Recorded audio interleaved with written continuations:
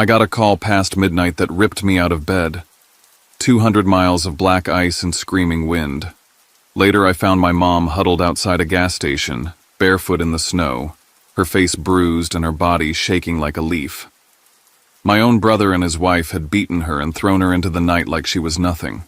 That moment carved something into me, a vow that they would never get away with it.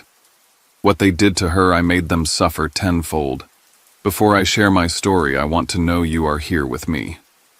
Just say, listening in the comments, or let me know where you are.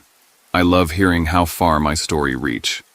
Sometimes even the smallest connection can make a story feel heard. Thank you. And now, here's my story. Please don't forget to subscribe, it helps more than you think. I'm Alexander Kane, and this is how my family tried to freeze my mother out of her own home, until I fought back.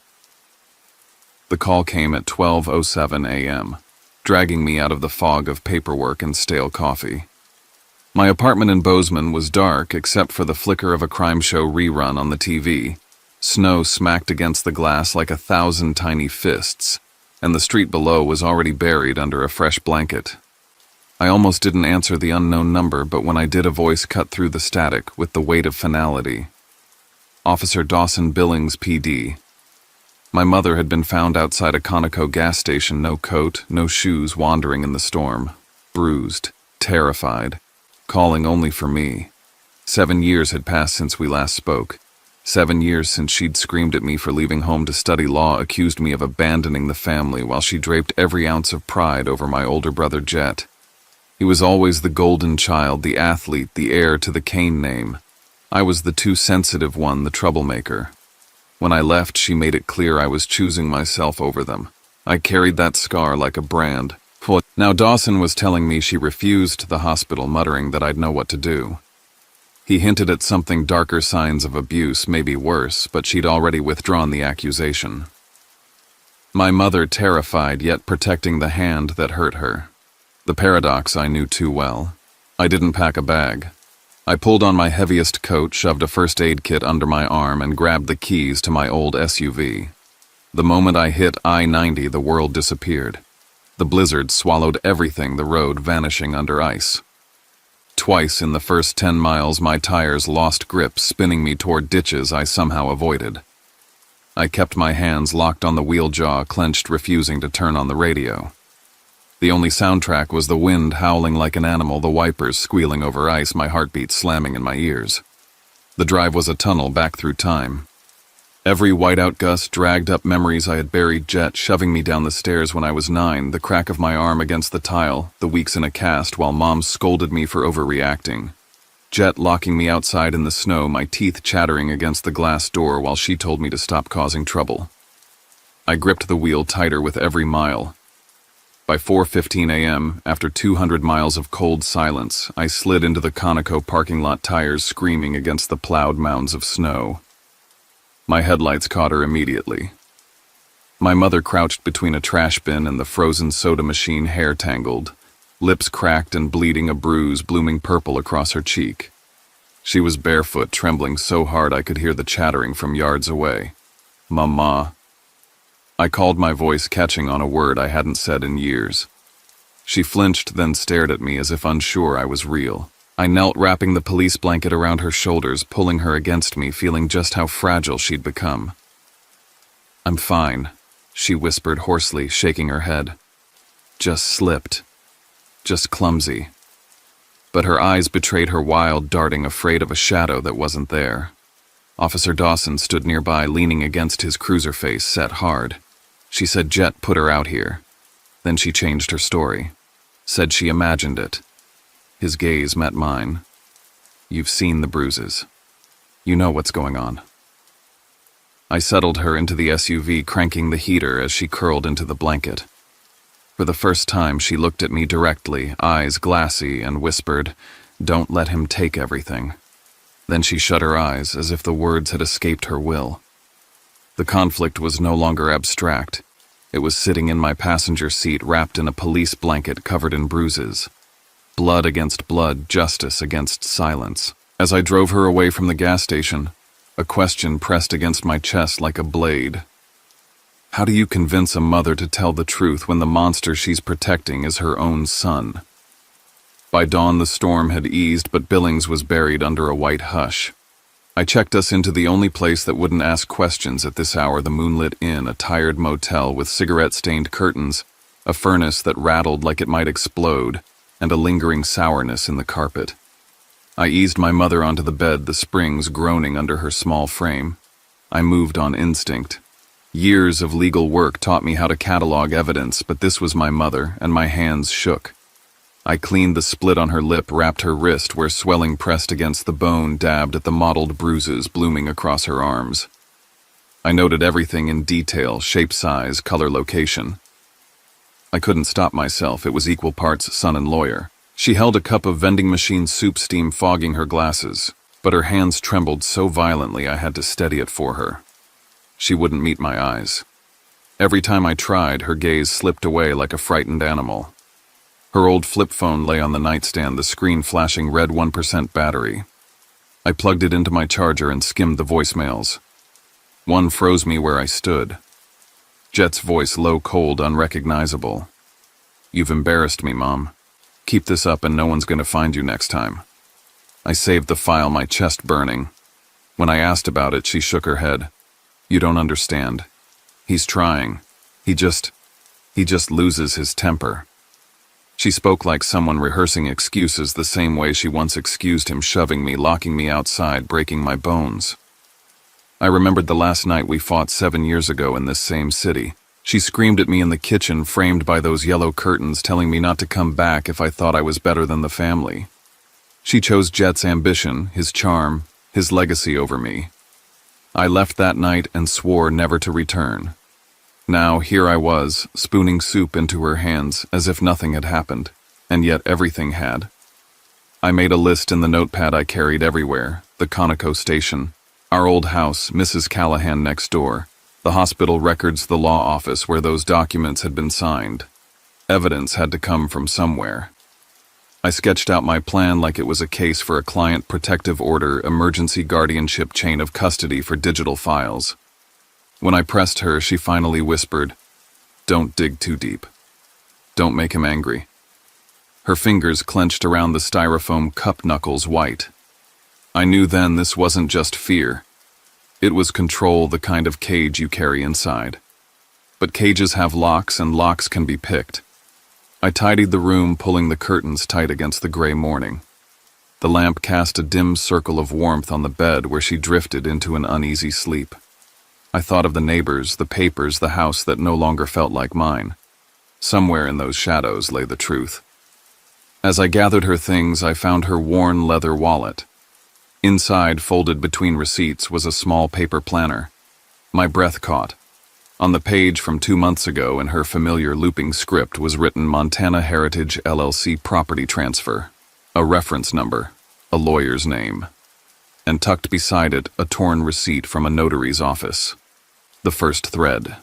Proof of a transfer she couldn't have fully understood, done under duress. Proof that what Jet wanted wasn't just obedience, it was everything. I slid the evidence into my pocket, the weight of it pulling me forward. The storm had nearly buried us, but in its wake it had left a trail, and I was going to follow it no matter how deep it went. The Kane house looked smaller than I remembered, though it still carried that false veneer of stability, the kind of place that tried to look wholesome from the outside. The paint on the siding was a weathered brown. The porch held the same rocking chair I remembered from childhood, and the curtains glowed faintly with a yellow light that gave off no warmth at all. Inside, the air reeked of disinfectant, as if someone were trying too hard to scrub away what lingered there. The hallway stopped me cold. Every wall was lined with photographs: Jet in his football uniform, Sienna at charity galas, their daughter Luna smiling with ribbons in her hair. My eyes moved from frame to frame, and not once did I see myself. I knew where I should have been, the corners of group portraits, but I was cut away like I'd never existed. One photograph, from Easter 1999, had a sharp edge, the part where I had once stood cleanly sliced out. I lifted my phone and captured each image. Proof of erasure was still proof. I knelt at the storage cupboard under the stairs. Dust covered the cardboard boxes stacked inside, but one was marked in black marker 1999 Alexander. My pulse kicked when I slid it open. Inside were fragments of my history treated like scraps. My high school diploma, the university acceptance letter I remembered being torn in half. Someone had taped it back together as if mocking the memory. A birthday card with "proud of you" written in large letters but no name signed beneath it. I placed them back carefully, then carried the box out to photograph its contents, keeping my breathing steady. The kitchen smelled faintly of bleach. I opened drawers until I found what I needed, a crumpled receipt from a local law office with my mother's signature at the bottom attached to the words, "Property Transfer Montana Heritage LLC." I snapped photos and immediately uploaded them to the cloud. The cloud had become my insurance policy, one I couldn't afford to lose. It was in the living room where the real revelation waited. A decorative vase on the shelf looked slightly off balance. Behind it, wired neatly against the wall, was a small device disguised as a baby monitor, but it had been pointed at the kitchen. I removed the memory card, slid it into my laptop, and pressed play. The screen lit with grainy footage. There was Jet, tall and composed, his face twisted in anger. My mother stood at the counter saying something I couldn't hear. Then his hand whipped across her face. She crumpled to the floor, her head striking the edge of the counter. Sienna walked past, expression blank, and with a swift hand she adjusted the camera to capture the aftermath more clearly before walking away. The timestamp read exactly 9:03 p.m. on the night of the storm. The air in my lungs went razor sharp. This was no longer whispers and half-truths. It was the undeniable record of violence. A voice startled me. "You just can't help yourself, can you?" Sienna stood in the doorway, silk robe cinched at the waist, a coffee cup dangling from her hand like she'd been watching me all along. Her tone was amused, but her eyes carried a hard edge. "You disappear for years, abandon your mother, and now you come storming in like some savior. It's pathetic." I set my phone to record, keeping my voice calm. What's pathetic is pretending this is normal. What I saw tonight will hold up in court. Abuse isn't something you can bleach away. She smirked. "You think anyone will believe you? You're the one who ran. Jet built this family, not you." I didn't answer. Instead, I slipped the card back into my pocket, already synced to the cloud. My work here was finished. Before leaving, I glanced at Jet's desk. Among his scattered contracts was one labeled consulting agreement, signed with the initials CH. My gut told me it was Caleb Holt, the businessman I'd heard about from neighbors.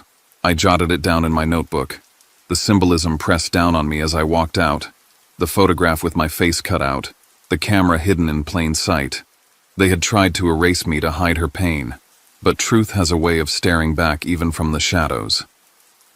That night in the motel, I renamed the video file Marjorie, revengewithtruth evidence, and uploaded multiple copies.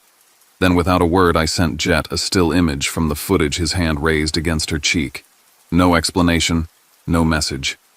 Just proof that I had seen everything. A silent declaration that the fight had begun. Back at the moonlit inn, the hours dragged heavy. The furnace moaned against the cold. The soup I'd heated for my mother filled the air with the metallic tang of canned broth, and yet she hardly touched it. She sat on the edge of the bed, blanket pulled to her chin, eyes fixed on the floor as if looking at me might set something in motion she couldn't control. I set my laptop on the desk and queued up the video from the Kane house. When I turned the screen toward her, her hands flew to her mouth. A strangled sob escaped before she forced herself back into silence. "It didn't happen like that," she said quickly, shaking her head, tears streaking down her face. I was confused. I fell. I imagined the rest. I crouched in front of her, holding her hand steady. "You don't have to explain this away anymore. You're not alone. I'm here now, and I'm not walking away again." Her shoulders trembled. For a moment she looked like the woman I had known before everything soured, before the favoritism, the fights, the years of silence. Then her voice cracked. "He said, if I didn't sign the papers, he'd take Luna. He said he'd send her somewhere I'd never find her. What was I supposed to do?" The words landed like a blow. This wasn't just about her safety. Luna, my 8-year-old niece, was caught in the center of it. Jet had threatened to use his own daughter as leverage. I swallowed the anger burning in my throat and steadied my voice. He won't take her. Not while I'm here. I dialed Riley Parker, a social worker I trusted in Billings, and explained everything. We discussed emergency guardianship protective orders, immediate steps to secure both my mother and Luna. Riley's tone was firm. If I could provide the evidence, the court would listen. For the first time in years, I felt momentum leaning my way. But when I turned back to my laptop to draft the filings, the screen flickered. Lines of code zipped across, then everything vanished. The documents I'd been building gone. I tried the backups only to watch them dissolve before my eyes. My pulse surged. This wasn't an accident. My machine had been compromised. I ran diagnostics, but the results were clear. Someone had wiped me clean.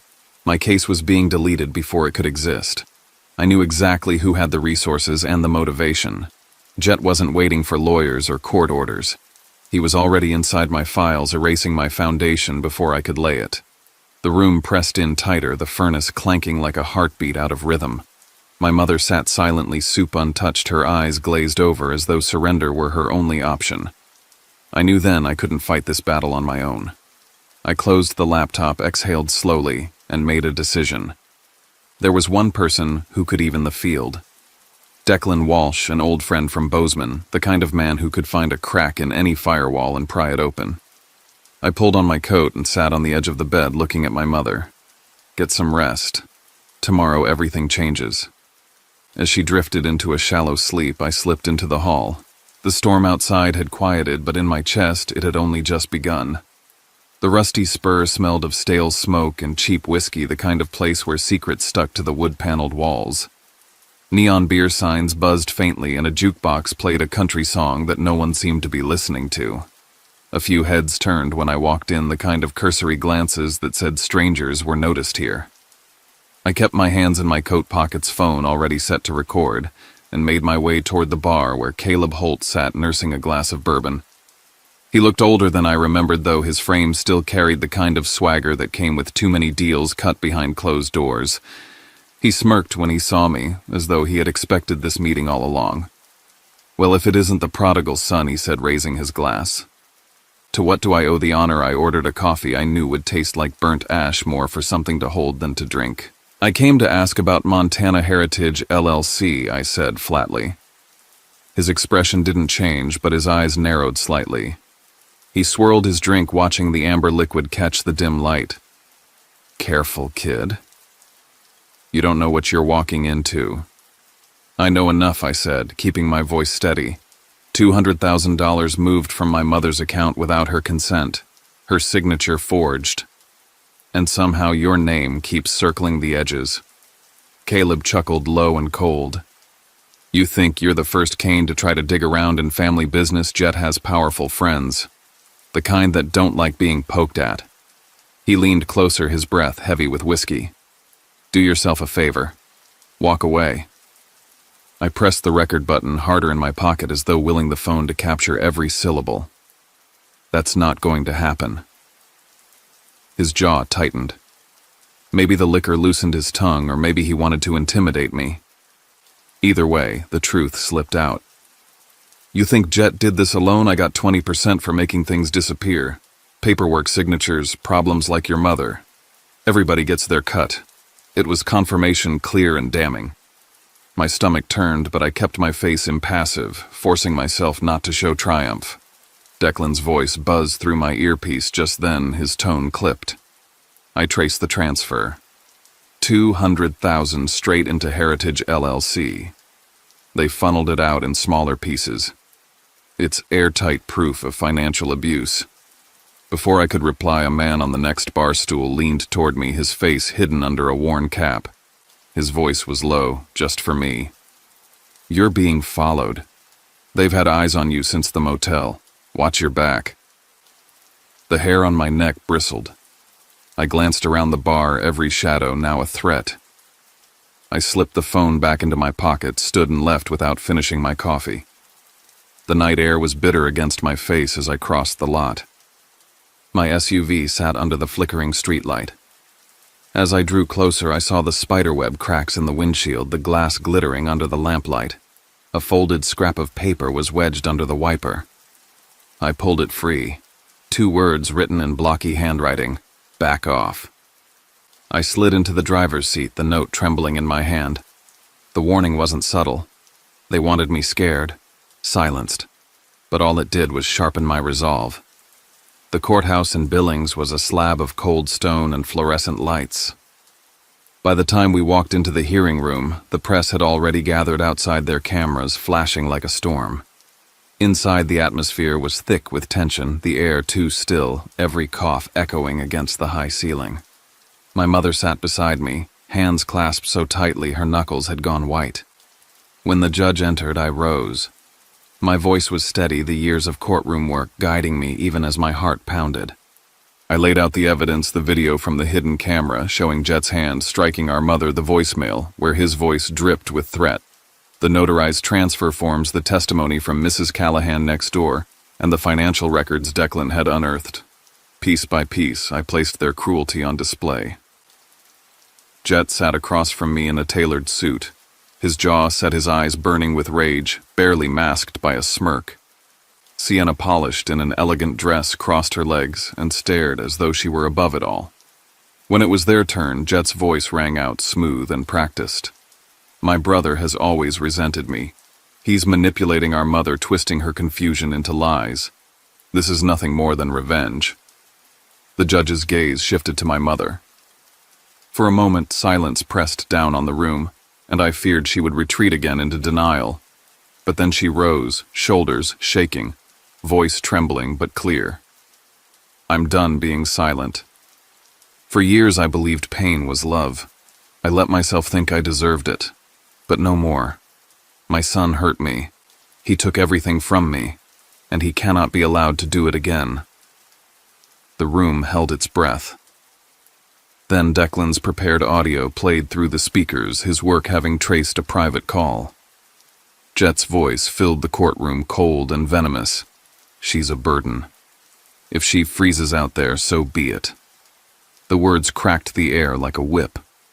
Jet's face drained of color as the crowd gasped. Before the judge could speak, Sienna leaned toward Jet, forgetting where she was, her whisper caught by a live microphone. "Did you delete the voicemail like I told you?" Gasps rippled again, reporters scribbling furiously, the gallery buzzing. The judge slammed the gavel, restoring order. His ruling came swift and firm. He granted me temporary guardianship of my mother, issued an emergency restraining order against Jet and Sienna, and ordered a full investigation into Montana Heritage LLC. The words echoed like thunder, final and unyielding. Jet's mask cracked. He sat rigid, stunned, while Sienna's composure dissolved, her eyes darting wildly as though searching for a way out. My mother sagged back into her chair, tears slipping down her cheeks, not from fear this time, but from relief. When the session ended, reporters surged toward us. Microphones shoved into my face, cameras flashing, questions shouted. I shielded my mother as best I could, but even I couldn't ignore the sound already rising beyond the courthouse doors. On social media, a phrase had begun to spread like wildfire. "Freeze her out." By the time we stepped outside, the chant of the crowd filled the air. Strangers holding signs, voices raised, not in judgment, but in solidarity. My fight was no longer just mine. The silence had been broken, and the world was finally listening. The studio lights were blinding, harsher than any courtroom lamp or police spotlight I'd faced. They washed the stage in a sterile glow, stripping away any chance of hiding. Outside the Montana Chronicle building, the crowd had gathered in the hundreds, holding handmade signs, chanting in waves that rose and fell like surf. "Freeze her out" had spread beyond Billings, beyond Montana, catching like wildfire across the country. Now the story wasn't just mine or my mother's, it belonged to everyone who had been silenced in their own homes. Tessa Brooks sat across from me, calm and steady, her notes stacked but untouched. She didn't need them. The story had taken on a momentum of its own. "Alexander," she began, her voice cutting through the tension. "Take us back to that night. What did you see when you found your mother?" The cameras pivoted, catching my face in close-up. I drew in a breath. I drove 200 miles through a blizzard. When I arrived, she was outside a gas station, barefoot, shivering, her face covered in bruises. And it wasn't an accident. My brother and his wife put her there. They beat her and threw her out into the storm. My voice wavered, but I didn't let it break. She would have frozen to death if someone hadn't found her. That's not family. That's cruelty. A hush fell in the studio, and even through the glass I could hear the muffled stillness of the crowd outside. Tessa nodded, then cued the footage. On the monitor, my mother appeared sitting in the motel chair, her voice trembling. I used to believe pain meant love, she confessed, hands clutching the blanket around her shoulders. I thought if I endured it, he would stay. But I was wrong. The words cracked something open. My chest tightened as the audience gasped softly, their silence more powerful than applause. Then came the sound that would change everything. Declan's leak, timed to perfection, played through the speakers. Jet's voice, low and venomous, filled the broadcast. She's a burden. If she freezes out there, so be it. The effect was immediate. The reporters in the gallery erupted, typing furiously, cameras flashing. Gasps echoed outside, followed by chants that grew louder, angrier. My fists clenched against my thighs, my pulse pounding. The country was hearing the truth without filter. As if that weren't enough, Sienna's voice slipped into the feed, caught by a live mic earlier that day.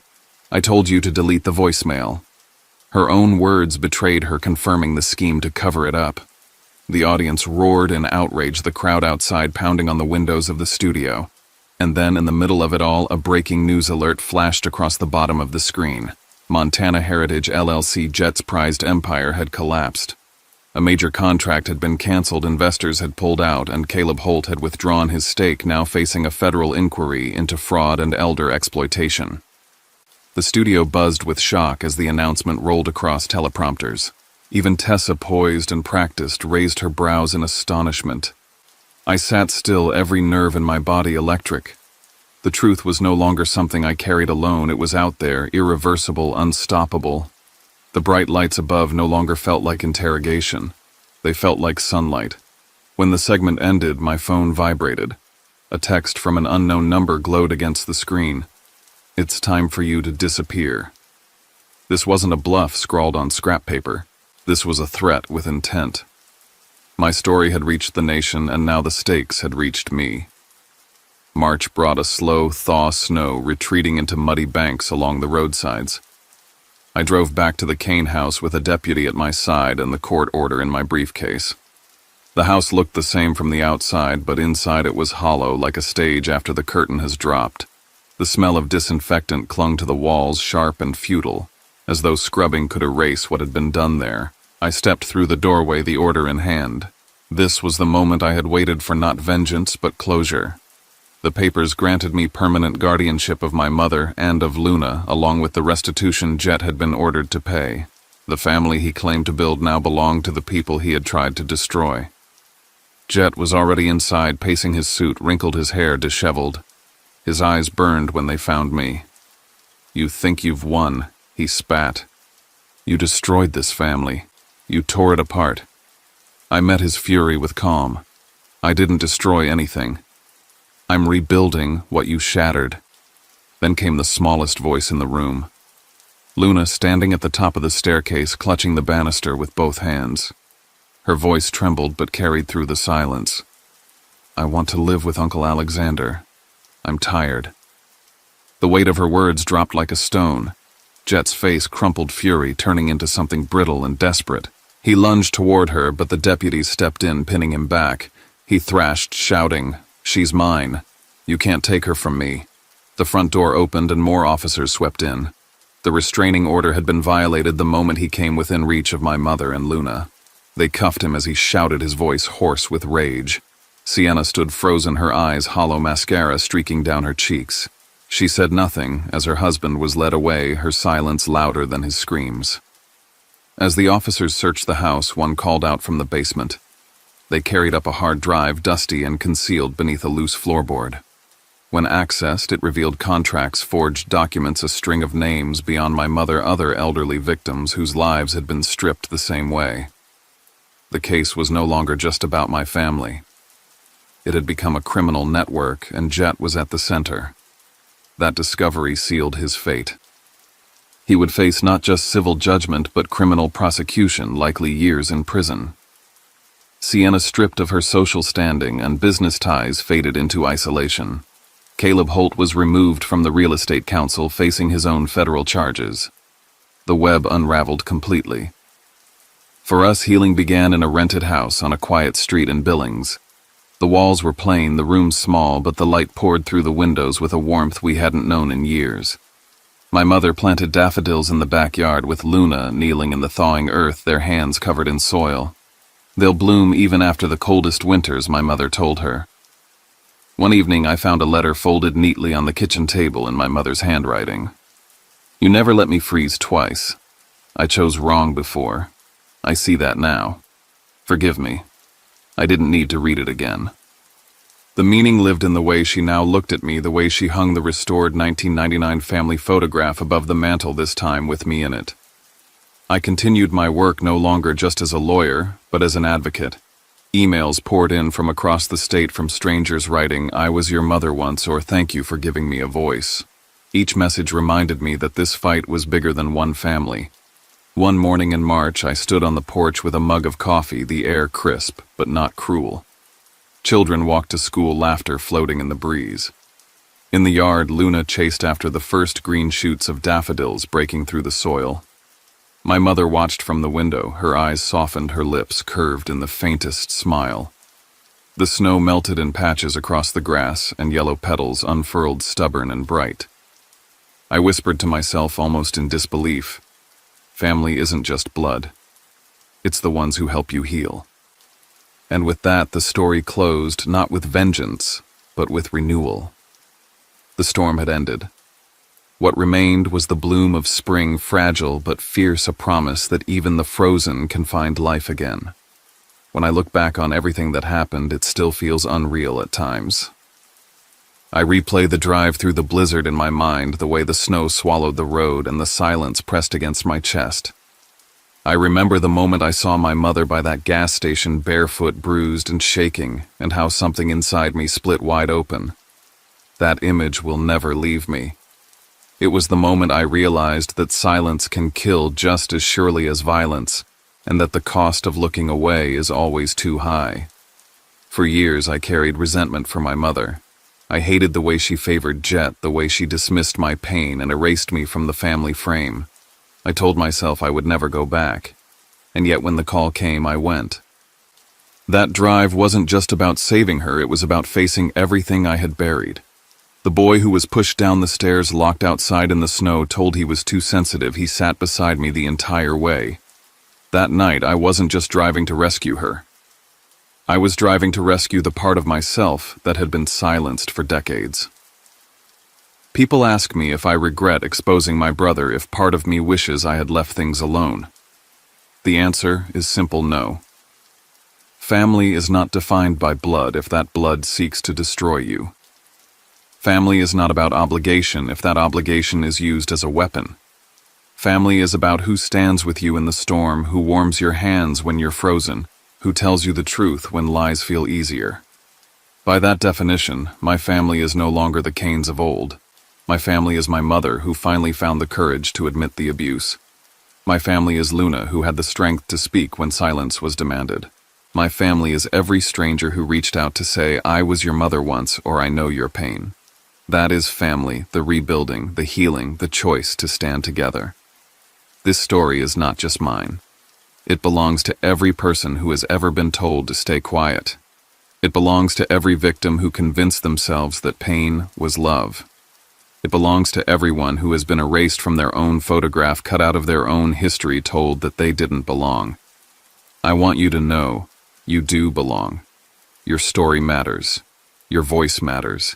Even if it shakes, even if it cracks, even if it comes late in the night after years of silence, it still matters. There is a temptation in stories like this to paint justice as clean, to imagine that once the judge's gavel falls, everything is fixed. The truth is more complicated. Justice is messy. Healing is slow. Scars remain. My mother still carries the weight of her choices. Luna still wakes from bad dreams. and I still wrestle with the anger I felt for so many years. But we are moving forward. We are planting daffodils in thawing soil.